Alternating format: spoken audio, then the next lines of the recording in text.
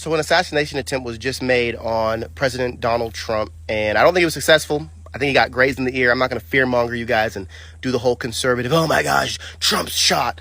I think he's fine. To the knowledge that I was able to find through a few minutes of research, because it just happened a few minutes ago, he's fine.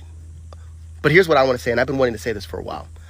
I am so tired of these diluted American brains that are listening to this theater script play out on television, telling them that reality is one thing, and they're not smart enough to step out their door and realize reality is completely different. We have the news telling us white supremacy is one of the biggest threats to our country. We have people telling us that the conservatives are the same as the neo you-know-whats. They have people saying that ultra-MAGA is violent. They have people saying that Trump's trying to overthrow democracy. They have people saying that all of the violence and the civil unrest and the inflation and everything is conservative Trump fault. And I'm tired of it. If you aren't smart enough to step outside your door and look around and be like, all right, hold up. This theater that I'm watching inside isn't matching what's going on outside. Learn to do your own research. I am tired of you guys just running around, I'm a proud American, and then opening your mouth to be spoon-fed information so you can palate it. Because if you ever had to draw your own conclusion or connect your own dots, you would be completely lost and probably dye your hair purple. There is one president in this race that had an assassination attempt taken against him.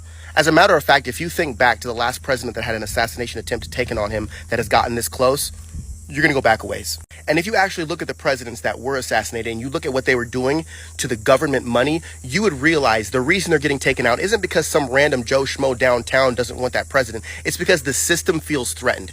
It's not some random person that's living out in the country. It's like, I'm going to go in there and I'm going to take out Donald Trump. No, this is a systematic approach, right? Their first approach was, hey, we're going to make sure that Joe Biden gets elected and we're going to make sure he gets the votes. He got the votes. Boom. This time around, they were going to do the same thing. They were going to put Joe out there. He was going to get a landslide of votes. Joe was going to win again. But here's the thing. They decided instead of trying to do anything risky, let's just put our opponent in prison. Let's do it the legal way. Let's send him through the judicial system, get him locked up so he can't run for president. And that failed. And as a matter of fact, it garnished more support for Donald Trump. So they were like, oh crap, Joe Biden, you got to get out there and debate. You got to make sure we can sell how many votes you're going to get and people are going to believe it. But guess what? Joe went up there and fumbled the ball. It's not a coincidence that this assassination attempt happened right after Joe Biden completely fumbled the bag on the debate stage. And all of a sudden, even his own supporters are calling for him to step down. And now the system that you supposedly hate but somehow still vote liberal, that system is panicking. And the only other option they have, since they already exhausted the fake vote, they've already exhausted the legal proceedings, and now their only option is left with desperate, take him out. If you guys can't actually see this playing out, then I don't know what you're on, but I'm so sick and tired of the mentality that Americans have, being like, well, no, start paying attention. Start paying attention. The presidents that get taken out are the presidents that threaten the system. The same system that you complain incarcerates black people. The same system that won't give you health care. The same system that's doing everything that you've complained about for decades, yet somehow you keep voting for Joe Biden 1994 crime bill, Kamala Harris imprisoning black people on minor marijuana charges just to put people on our prison workforce. If you don't wake up and smell the freaking flowers, I don't know what you're going to do for the rest of your life.